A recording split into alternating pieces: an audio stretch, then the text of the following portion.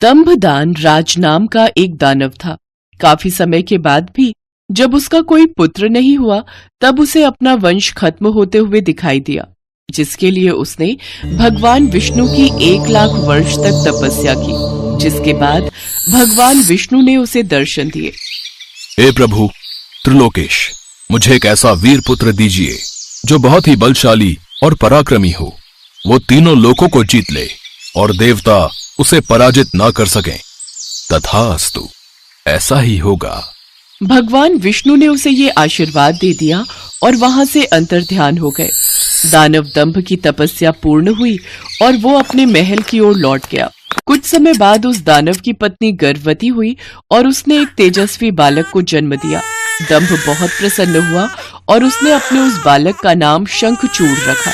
वह अत्यंत तेजस्वी था, जिस कारण उसने अपने बचपन में ही सारी विद्याएं सीख ली। जब वो बड़ा हुआ तो पुष्कर में जाकर उसने ब्रह्म की तपस्या की। फिर एक रोज ब्रह्मदेव ने उसे दर्शन दिए। मैं तुम्हारी तपस्या से प्रसन्न हुआ शंखचूड़, मांगो तुम्हें क्या वर चाहिए। प्रभु, मुझे ऐसा वर दीजिए जिससे मैं देवताओं के लिए अजेय हो जाऊं। तथास्तु, ऐसा ही होगा। साथ ही ये श्री कृष्ण कवच रखो, ये तुम्हारी रक्षा करेगा। अब तुम बद्री वन को जाओ, वहां धर्मध्वज की कन्या तुलसी तपस्या कर रही है, तुम उसके साथ विवाह कर लो। जो आज्ञा प्रभु। शंखचूड़ उस दिशा की ओर चल पड़ा जहां तुलसी तपस्या कर रही थी। तुलसी का रूप अत्यंत कमनीय और मनोहर था, जिसे देख शंखचूड़ ने उसके सामने शादी का प्रस्ताव रख दिया। फिर दोनों ने विवाह कर लिया। कुछ समय पश्चात देवगुरु शुक्राचार्य की आज्ञा से शंखचूड़ को दानवों का राजा बना दिया गया, जिसके बाद उसने देवताओं पर आक्रमण शुरू कर दिया। लेकिन ब्रह्मा जी के मिले आशीर्वाद से कोई उसका कुछ भी नहीं बिगाड़ सका और वो सभी रणभूमि छोड़कर भाग गए। ये देख माँ काली उस पर प्रहार करने गई, लेकिन तभी एक आकाशवाणी हुई। हे देवी, जब तक इसके गले में ये कवच है और इसकी पत्नी तुलसी का सतीत्व अखंडित है, तब तक इसे कोई भी नहीं हरा सकता। ये बात सुन भद्रकाली शिवजी के पास गईं और उन्हें सारी बात बताई। फिर दोनों विष्णु भगवान के पास गए। प्रभु, अब तो आपको उस शंखचूड़ का वध करना ही होगा। अगले ही दिन भगवान विष्णु ने एक वृद्ध ब्राह्मण का वेश धारण किया और शंखचूड़ के पास गए। दानवेंद्र, इस वक्त मैं आपका याचक होकर आया हूं, तुम मुझे भिक्षा दो। हे ब्राह्मण, आपको क्या चाहिए? मैं तुम्हारे गले में पड़ा ये कवच चाहता हूं।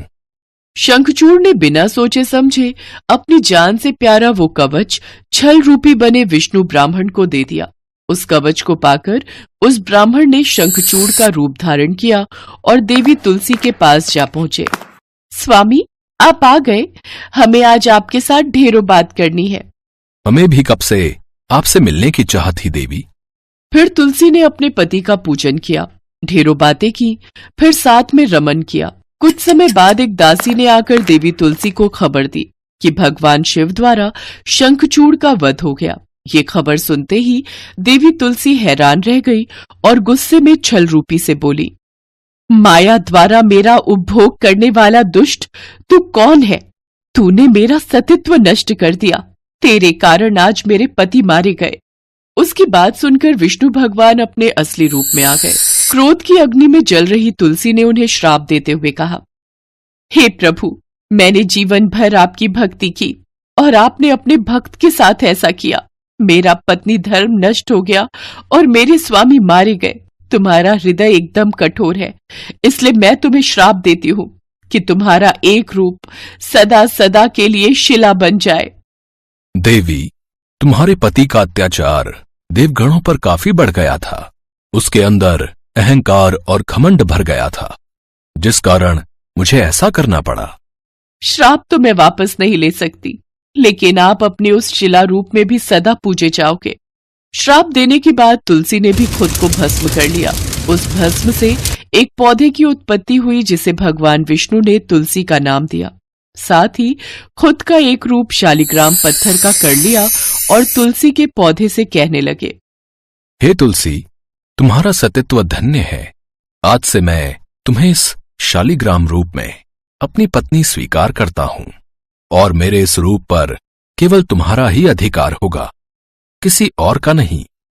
इस तरह देवी तुलसी द्वारा दिए गए श्राप के कारण भगवान विष्णु शालिग्राम के रूप में पूजे जाने लगे।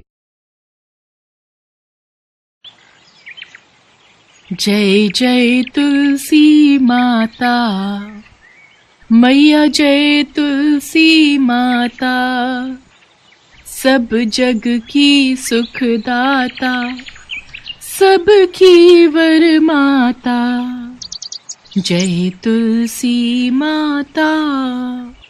हे तुलसी मैया, मेरे घर परिवार में अपनी कृपा बनाए रखना। जय तुलसी माता। माँ, आप रोजाना तुलसी के पौधे की पूजा क्यों करती हो? महिमा, तुलसी माता हम सबकी माँ है और वो हमारी हर दुख में सहायता करती हैं।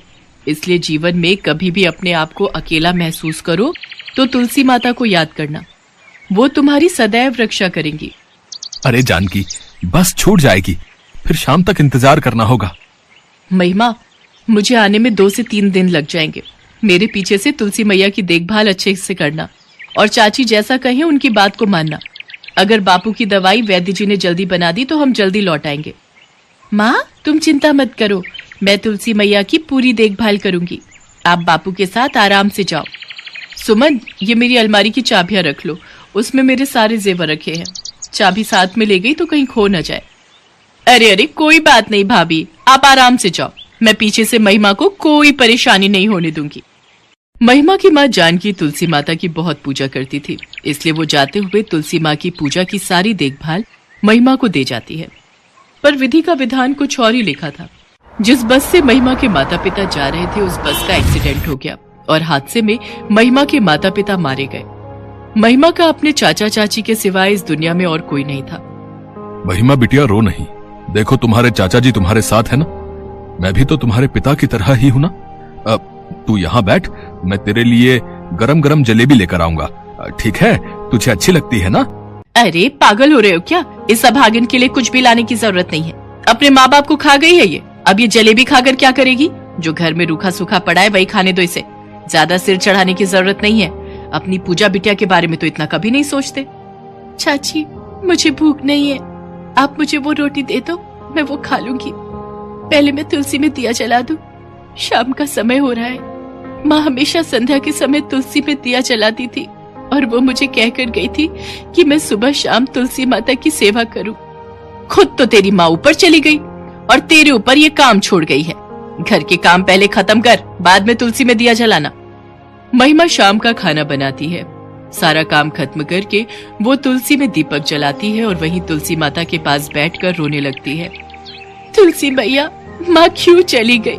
माँ बापू के बिना दिल नहीं लगता, मैं उनके बिना बहुत उदास हूँ, मुझे नींद भी नहीं आती। माँ कहती थी आप तो सबकी माँ हो। माँ, मुझे बहुत डर लगता है, आप मेरे साथ रहोगी ना? महिमा आंगन में बैठी रो रही थी, तभी उसे तुलसी के पौधे में से आवाज आती है। महिमा, डरो नहीं, जब तक मैं तुम्हारे साथ हूँ तुम्हारा कोई भी बाल बांका नहीं कर पाएगा। बेटी, तुम बिल्कुल भी चिंता मत करो। तुम्हें जब भी कोई परेशानी हो तो तुम मुझे याद कर लेना, मैं तुम्हारी मदद को आ जाऊंगी। तुलसी माँ, ये आवाज तो तुलसी मैया के पौधे से आ रही है। इसका मतलब तुलसी मैया तक मेरी प्रार्थना पहुँच गई है। मैया, अब मैं बिल्कुल भी नहीं डरूंगी, मैं जानती हूँ आप मेरे साथ हो।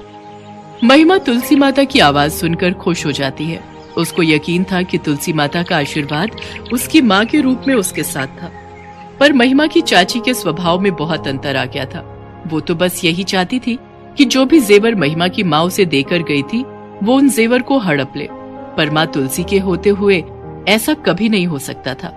ये सारे जेवर चुपचाप संदूक में छुपा देती हूँ और किसी दिन मौका देखकर सारे जेवर बेच दूंगी और पैसों को अपने पास जोड़कर रख लूंगी। ये पूछेंगे तो बोल दूंगी चोर चुरा कर ले गया। महिमा की चाची सारे जेवर संदूक में बंद करके ताला लगा देती है। महिमा, ओ महिमा, कब से तुझे आवाज लगा रही हूँ? मैं बाजार जा रही हूँ, मेरे लौटने तक सारे कपड़े धोकर आंगन को अच्छे से लीप देना और दोपहर का खाना बनाकर रख देना। कोई भी काम रहा ना तो तेरी खैर नहीं। मुझे तो मिट्टी से आंगन लीपना आता ही नहीं, मैंने ये काम कभी नहीं किया चाची। बड़ी आई काम के बहाने ढूंढने वाली, जैसे मर्जी कर, पूरा आंगन अच्छे से लिपा होना चाहिए। महिमा को सारे घर का काम देकर उसकी चाची अपनी बेटी के साथ बाजार घूमने चली जाती है। हे तुलसी माँ, मेरी मदद करो, मुझे आंगन लीपना नहीं आता, चाची आकर बहुत मारेगी। महिमा रोने लगती है। तभी उसके सामने तुलसी माता प्रकट होती हैं और एक साधारण स्त्री का रूप ले लेती हैं। बेटी, तुम चिंता मत करो, लाओ मिट्टी दो, मैं तुम्हारा पूरा आंगन लीप देती हूँ। माँ, मैं जानती थी आप मेरी मदद को जरूर आओगी। साधारण स्त्री के रूप में माता तुलसी मुस्कुराने लगती हैं। कुछ देर बाद महिमा देखती है माँ तुलसी ने कुछ ही पलों में सारा काम खत्म कर दिया। माँ, आपने तो सारा काम चुटकियों में ही खत्म कर दिया, अब चाची मेरे ऊपर गुस्सा नहीं करेंगी। बेटी, अब तुम थोड़ी देर आराम से सो जाओ। महिमा वहीं तुलसी के पौधों के पास सो जाती है और देवी तुलसी अंतर ध्यान हो जाती हैं। महिमा की चाची जब घर आकर सारा काम निपटा हुआ देखती है तो वो हैरान रह जाती है। अब वो रोजाना कठिन से कठिन काम महिमा को देकर जाने लगी, पर तुलसी माता आकर सारा काम कर देती थी। एक दिन महिमा की चाची ने चोरी छुपे तुलसी माता को स्त्री के रूप में घर का काम करते हुए देख लिया। ये बात है, तब भी मैं कहूँ महिमा इतनी जल्दी तो घर के काम नहीं निपटा सकती। ये किसी औरत की मदद लेती है जो यहाँ पर इसके बदले घर का काम करती है। कहीं ऐसा ना हो इसने पूरा घर ही लुटा दिया हो। कोई भरोसा नहीं है, ये काम के बदले इसे कुछ न कुछ जरूर दे रही है। एक बार संदूक में जाकर देखती हूँ, कहीं जेवर तो इसे दान में नहीं दे दिए। महिमा की चाची कमरे में जाकर संदूक देखती है जिसमें महिमा की माँ जानकी के जेवर रखे हुए थे, पर संदूक में जेवर की जगह पत्थर थे। महिमा की चाची अपना सिर पीट लेती है। हे राम, मैं तो लुट गई, बर्बाद हो गई। सुनो जी, जेठानी जी के सारे जेवर चोरी हो गए। जरूर इस महिमा ने उस औरत को दे दिए जिससे ये चोरी छिपे घर के काम करवाती है। इसे बोलो उस औरत को बुलाए, वो कहाँ रहती है, चुपचाप चोरी किए हुए सारे जेवर वापस करेगी। महिमा, तुम्हारी चाची किसके बारे में बात कर रही है? और सुलोचना घर का काम किसी और से करवाती है, तो फिर तुम क्या करती हो? घर के काम तो तुम्हें करना चाहिए ना। मुझे कुछ भी समझ में नहीं आ रहा है। चाचा, चाची सारा दिन घर के काम मेरे से करवाती थी। मेरे से अकेले सारे काम नहीं हो रहे थे। मुझे कुछ काम करने ही नहीं आते, इसलिए मैंने तुलसी माता को बुलाया। चाची जिनके बारे में कह रही है वो तुलसी माता है, वही रोजाना मेरी मदद को आती हैं। देखो देखो, ये किसे बुद्धू बना रही है। भला तुलसी के पौधे में से भी तुलसी माता बाहर आ सकती हैं? ऐसा कभी हो ही नहीं सकता। ये तो पागल हो गई है या किसी के कहने पर ऐसा कर रही है। इससे पूछो कि सारे जेवर कहाँ हैं। ना जाने इसने किसे दे दिए। सबसे पहले तो उस औरत को बुलाए, इसको बोलो अभी के अभी बुलाए। हे तुलसी मैया, चाची को विश्वास नहीं हो रहा कि आप मेरी मदद को आती हो। माँ, आओ ना, मेरी मदद करो। चाची को बताओ मैंने आपको कोई गहने नहीं दिए हैं। हे तुलसी माता, मेरी मदद करो। महिमा रोने लगती है। तभी तुलसी के पौधे में से माँ तुलसी प्रकट होती हैं। घबराओ नहीं महिमा बेटी, मेरे होते हुए तुम्हें कुछ नहीं होगा। सुलोचना, तुम्हारे मन में लालच में देख सकती हूँ। तुमने एक भोली भाली बच्ची पर कितने अत्याचार किए हैं। मैं इसका दंड तुम्हें अभी दे सकती हूँ। नहीं माँ, चाची को कुछ मत कहो। चाची की तरफ से मैं माफी मांगती हूँ। हे तुलसी माँ, आपके दर्शन पाकर हम तो कृतार्थ हो गए। हमें क्षमा करो माँ, मैं इन सबसे अनभिज्ञ था। मुझे नहीं पता था कि सुलोचना महिमा के साथ ऐसा व्यवहार करती है। मुझे माफ कर दो मैया, मुझसे भूल हो गई। मेरी आंखों पर लालच का पर्दा पड़ गया था। मैं आज के बाद कभी भी महिमा और पूजा दोनों में भेदभाव नहीं करूंगी। मुझसे गलती हुई माँ। तुलसी माता संदूक में रखे पत्थरों की तरफ अपने आशीर्वाद का हाथ बढ़ाती हैं और पत्थर फिर से जेवर में बदल जाते हैं। उसके बाद सबको अपना आशीर्वाद देकर तुलसी माता अंतर ध्यान हो जाती है। उस दिन से महिमा की चाची भी तुलसी माता की सेवा में लग जाती है। माँ तुलसी के आशीर्वाद से महिमा के जीवन में सब कुछ ठीक हो जाता है।